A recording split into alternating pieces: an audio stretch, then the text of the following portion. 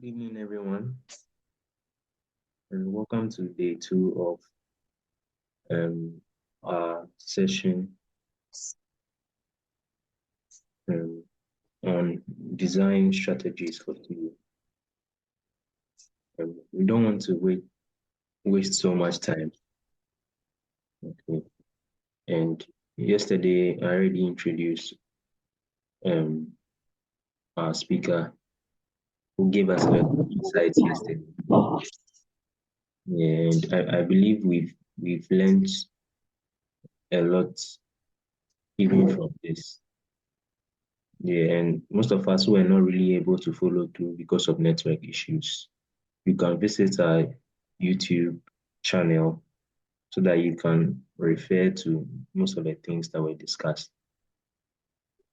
So, without much ado, I'll just quickly hand over to Henry to continue with us.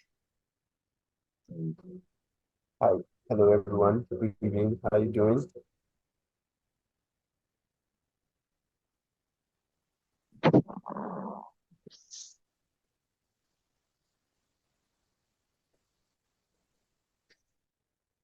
I think today we have a really good time. We have about 6 people.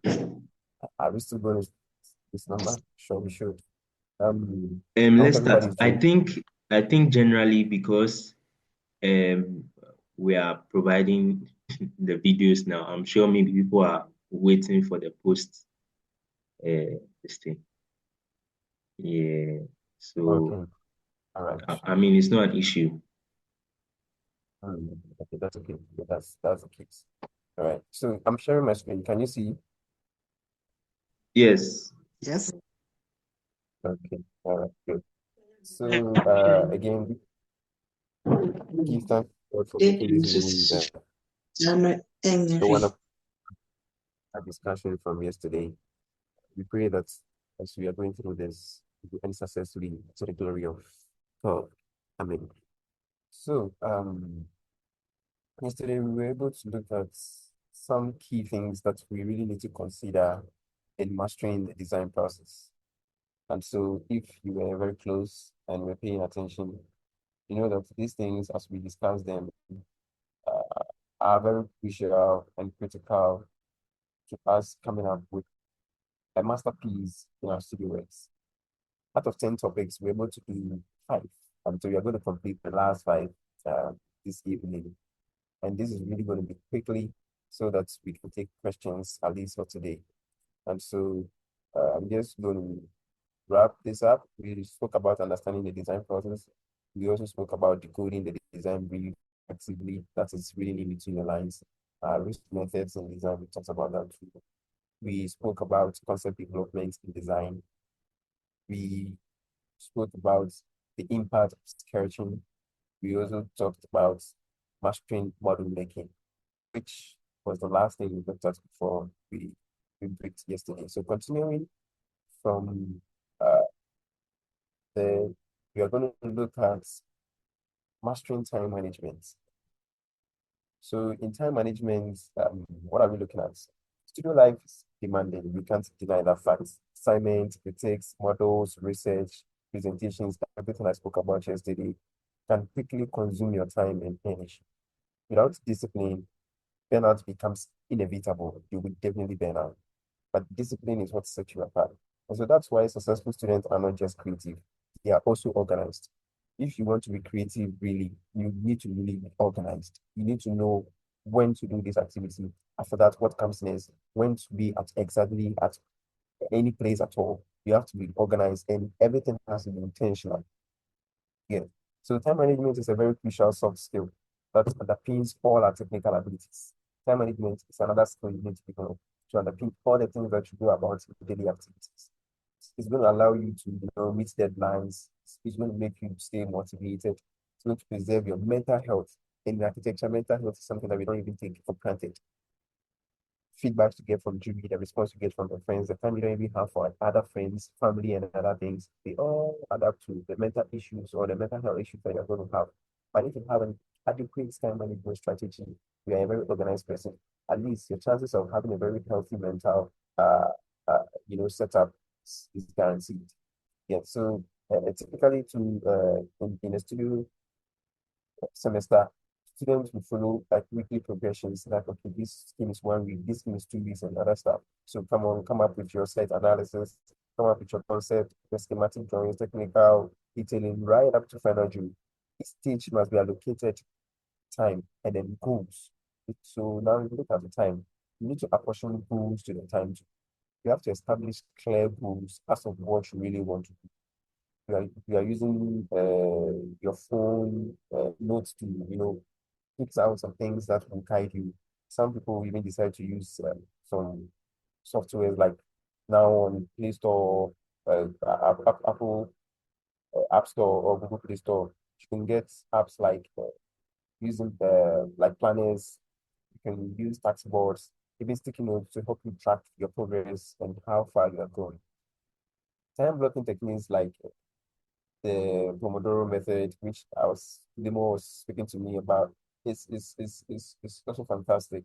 My little brother, he's one big guy that he always makes sure that the Pomodoro method, like 25 minutes of focus, 5 minutes rest, he does it and he doesn't want any distraction when it comes to that. And so I think that if all of us do adopt that, it's going to help us in our time management to beating the studio burnouts that before we've been talking about. And this can drastically improve our concentration also too. It's going to reduce our procrastination, which is problematic in every student's life. Students who plan their week ahead, like whatever you're going to do throughout this week, you already have a plan what it's going to be from Monday to Friday. It's actually like rather reacting to the deadlines. It makes you achieve more goals and it makes you to sleep better. Professor Clancy will always tell you that one. Eat well, sleep well, and then work well. Sometimes we all laugh about it because you will not sleep well, you will never eat well. And obviously it's going to affect your work, so it's never going to come out well. So what is the remedy? Just time conscious, be organized, manage your time effectively. Then you see that achieving all these things is possible, right? So the burnout often would come out from like poor boundaries to set for yourself. As students, it's not only relationship that we have to set boundaries. As students, we need to set boundaries in our study. You understand? You have to work late into the nights. You have to skip meals or avoid rest days. No, I wouldn't say that. Instead, I would say the opposite. Because you need all this to have a very creative mind. Go about skipping meals, you go about spending late nights, you go about avoiding rest days. It declines your creativity. And it's something that we don't often talk about, but that's the truth. It declines your creativity. So I'd advise that you pay attention to all these things. One inspiring story I would say about a student who dedicated her weekends to community outreach in areas. Uh, she organized the studio work around this kind of commitments. Should finish her drawings on weekdays and keeping Sundays free because you have to finish whatever you have to do because the weekend is another thing. But once you don't have that back of your mind, once you don't know that this day, whether I like it or not, I'm not going to design, I'm not going to draw. You don't know how effective it is to use the weekdays because you think the weekend is there for you as a refuge. So you need to try as much as possible to plan very well ahead. Know what's coming next. Then you know that you don't have any time to waste. And so when you have this, Charlie, you kind of get some kind of rhythm, protect your health, inspire your final year projects. And final we are going to final year events. In fact, this is the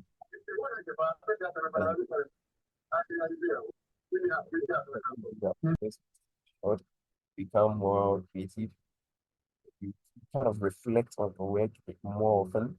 And all these things are very, very essential in the design process. Taking breaks to walk, sketching outdoor, reflecting with peers often leads to like breakthrough ideas. We all say this aha. So what's your aha moments? Maybe discussing with friends out there. Perhaps not even people who are really studying architecture, but in different other fields. Discussing the thing with them and they'll just mean something, you'll be like, ooh, this is a good idea. But imagine spending all the time in the studio, doing one thing all over again, repetitively. There's no way you're going to come out with such wonderful ideas, of course. So by pacing your work and prioritizing self-care, which I would advise very much, you would produce better results in studio and build lifelong professional habits. Okay, so I just want to wrap up on time management. Always seek help when you're overwhelmed. Please, we are there because you are. Seek help. Go to senior colleagues. Go to studio masters. Go to TAs. If you are overwhelmed, you don't have to be.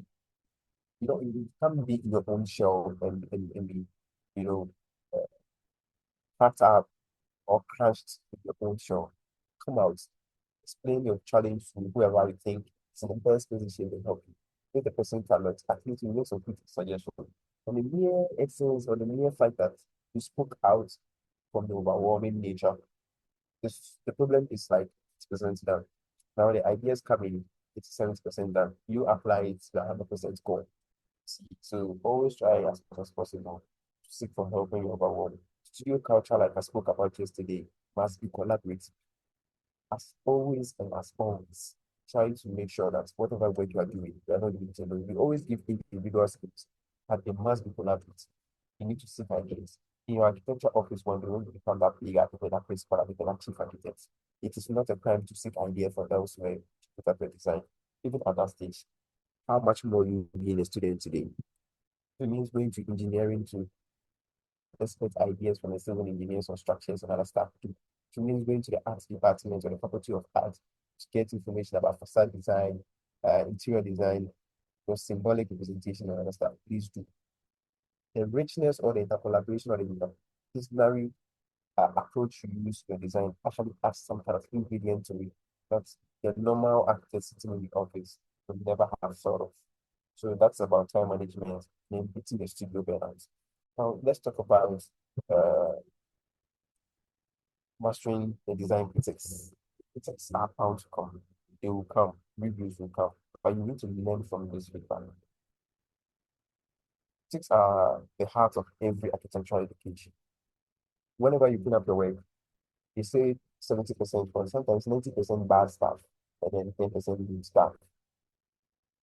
Essence of juries point out the mistakes for you to learn from. It doesn't mean that whatever you have there is total bullshit or everything is not making sense. Sometimes you have a lot of good things there, but hey, you need to point out the goals so that you can work on that and become even better. Because if you're already producing good, then let's point out what is preventing you from reaching better so that you can even be best in future. You see, so that's the whole thing about it. I think at the heart of architecture education, they allow students to receive constructive inputs like question their assumptions and improve their designs. That's the basic whole thing about this thing. In KMSC, for instance, critique sessions, or let's say crits, or let's say juries, anyhow you want to call it, happen throughout the semester. As far as there are student skills meetings, there's definitely going to be critics. This is culminating right into the final jury.